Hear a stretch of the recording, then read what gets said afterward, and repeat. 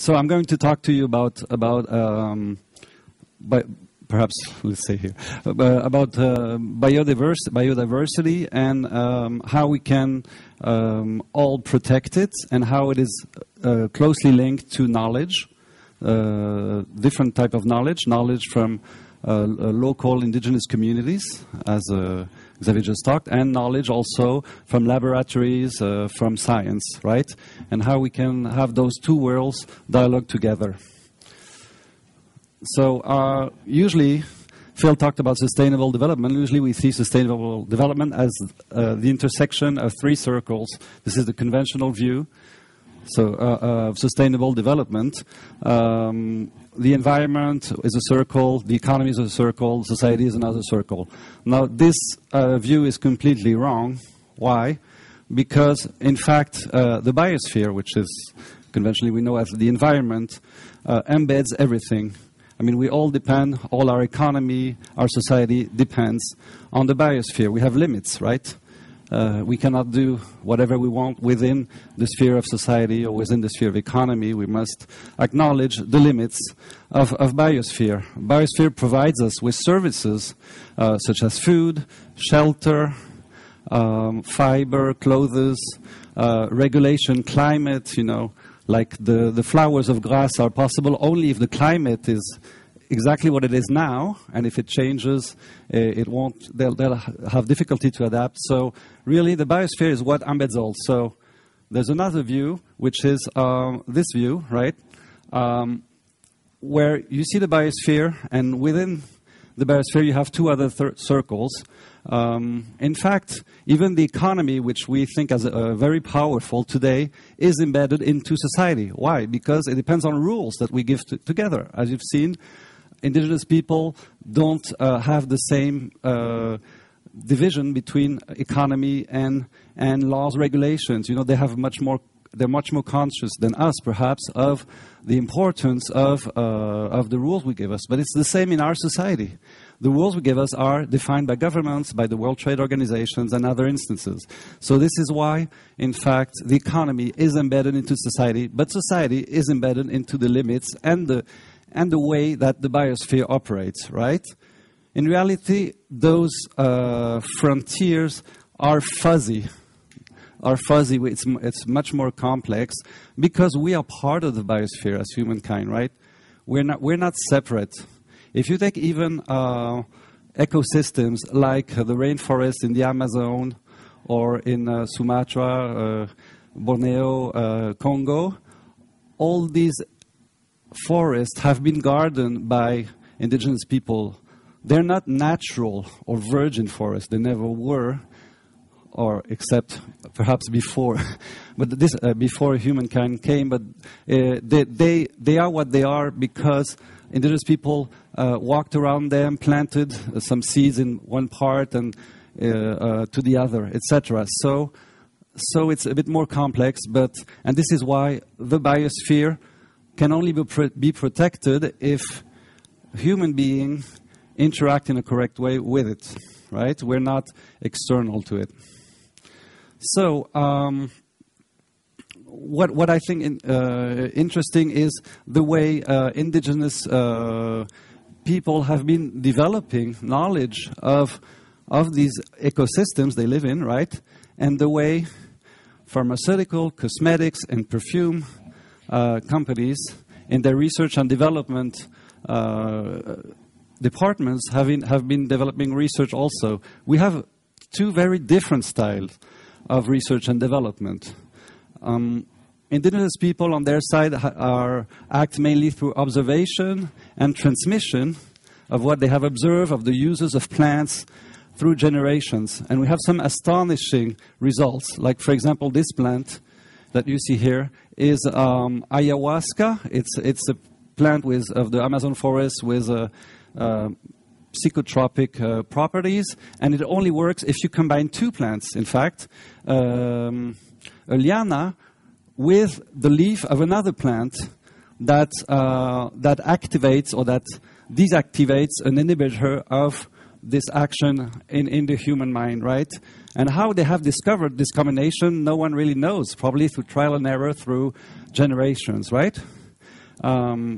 scientific research or technological research on its side develops knowledge through protocols, science, very formalized protocols, right? Building on decades, centuries of scientific research, expensive machinery, right? Highly trained engineers. You have one here.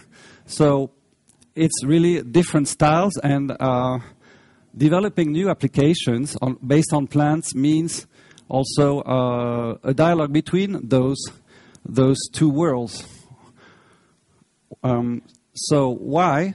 Because the transmission is different. As I've said, the indigenous communities transmit orally, while in the scientific world we transmit knowledge through books, and also we protect this knowledge through patents, right? So registering patents which guarantees for any novelty 20 years exclusivity, royalties, etc., while the indigenous people just think that this knowledge has been given to them by nature. They don't own it. They transmit it to their children, and sometimes even to other people if they think they will make good use of it, right? So we have very different patterns also of knowledge transmission, right? Now, the international community has concluded in the Rio summit that the best way to protect biodiversity is through good use of it and valorization of it. It's not just leaving endangered ecosystems in protected park, is finding a use of it that's sustainable, right? So it has three principles to interact, for the interaction between local and indigenous people and a company that want to valorize the plants, because very often this knowledge that local people have is an indication, is very valuable indication of what the plants, what the use of a plant may be. We know that the navigators have found a cure for cough, through quinine by just asking local people in the Amazon, right? So there's like about 300 or 400 more chance to find an active property of a plant if you ask to local people what they've been developing orally, right? So how do you make a fair deal? As the previous speaker said, it's not just a regular fair trade agreement that can answer to this, because we have a very special here area, right, which is knowledge on biodiversity.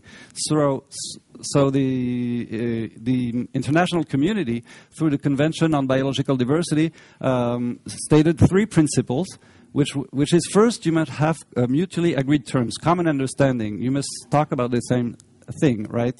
The second principle is that the local people and the country, the ecosystem the species is in, the native species is in, must give its prior informed consent to the use of the species. And the third principle is that we must have benefit sharing, fair benefit sharing, right? Now, benefit doesn't mean necessarily profit, right? As we saw, it doesn't mean necessarily money. It can mean development projects, it mean whatever the community needs, right? So these are the three principles, and there's been a series of experience since 1992 on the application of those principles.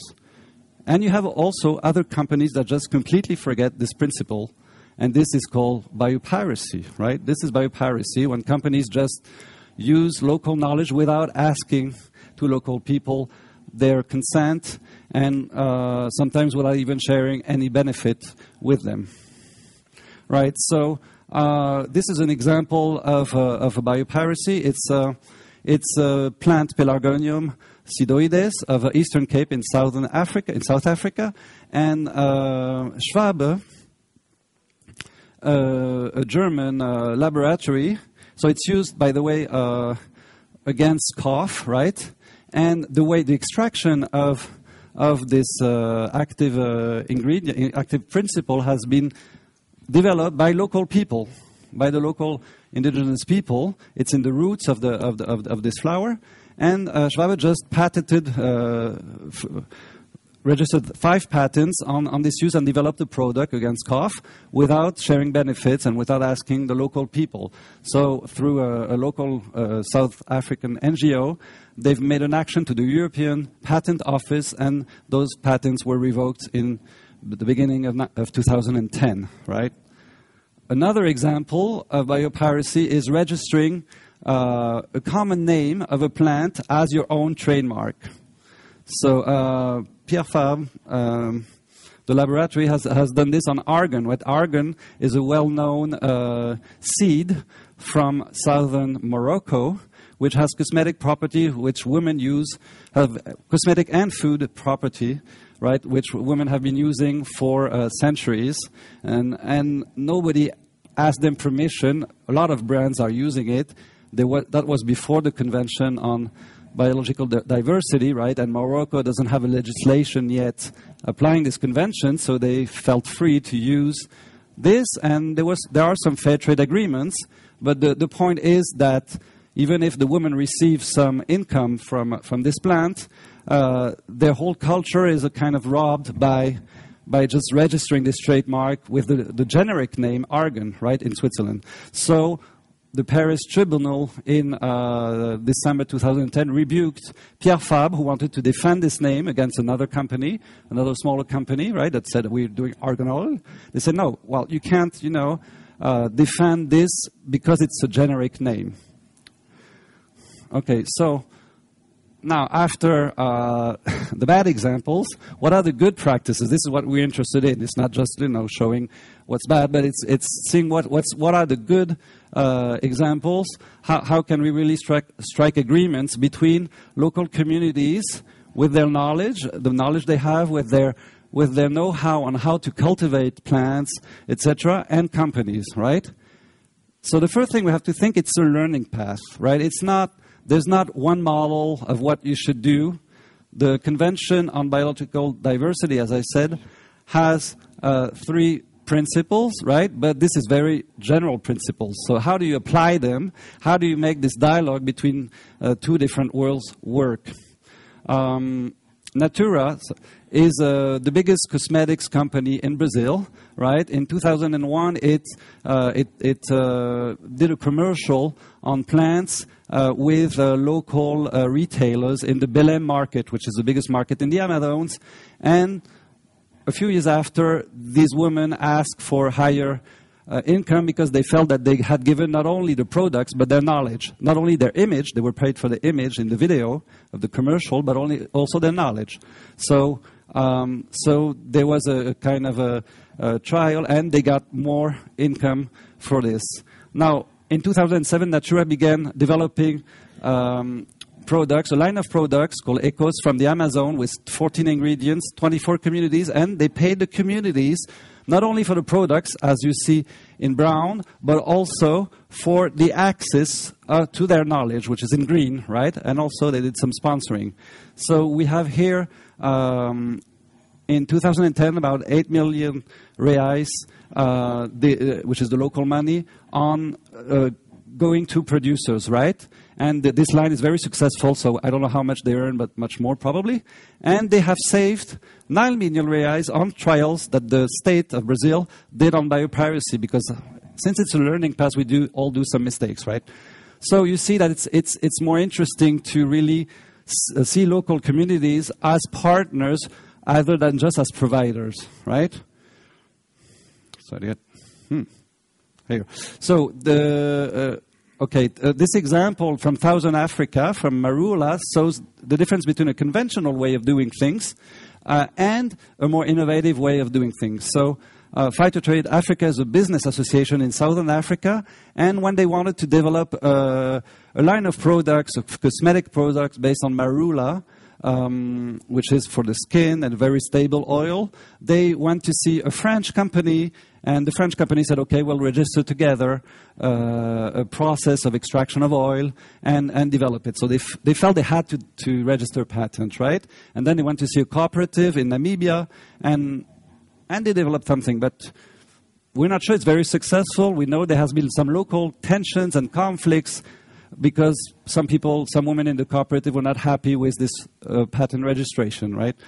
we have another example on the same oil from Swaziland, where the local actors acted completely differently. They started building the company and saying to the women that you must be shareholders of that company. So it's a non-profit company, which seems as a kind of contradiction, but it is.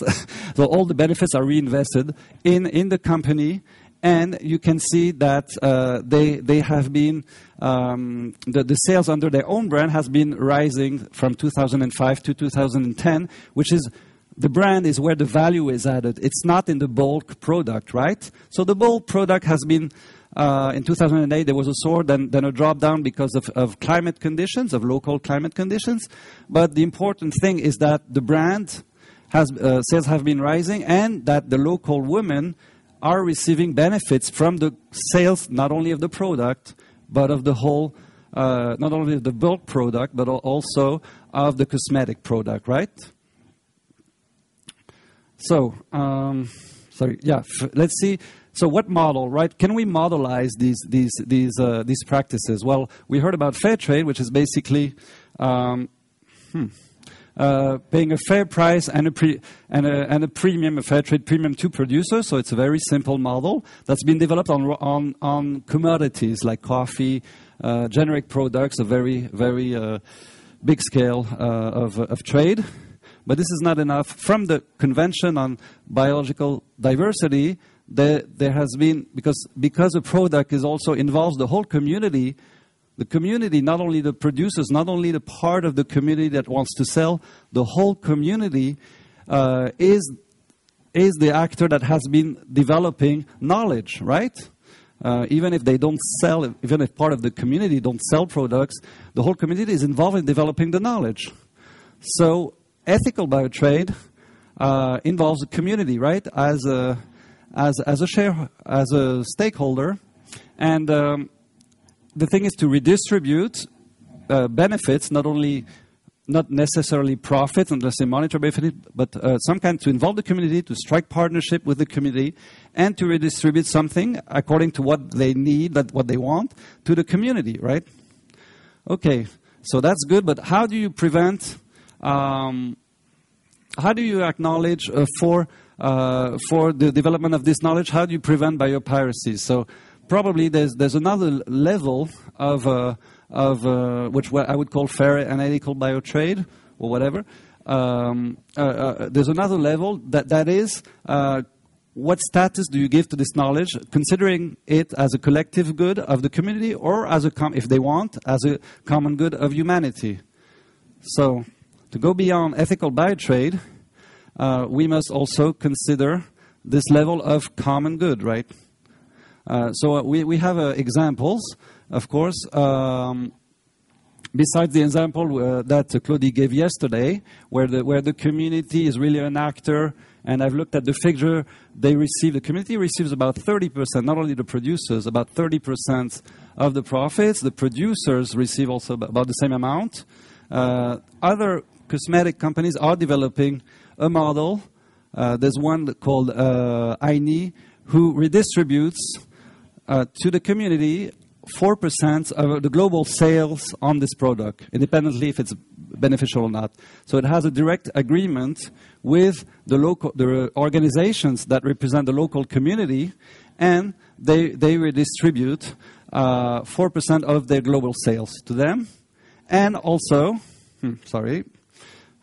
and also, they make scientific publications on this traditional use in order to prevent other companies from pretending that they have found this use of the product. So the products are products typical from the Andes and the Amazon, like Sacha Inchi, which an oil is extracted from Urungua, Urucum, etc. And they have made scientific publications documenting this traditional use of those plants by local communities, Ashaninka, Shuar, so that other companies don't pretend that they have found themselves these uses. Okay, so actually, I've been thinking at those examples, and do we have models that work in any cases? Well, I don't think so. I think you have to invent your own way for each case. Why? Because, for example, if we take the case of Aini or of the Sateremaways with which Guayapi works, they have an organization of the whole community that works very well, right?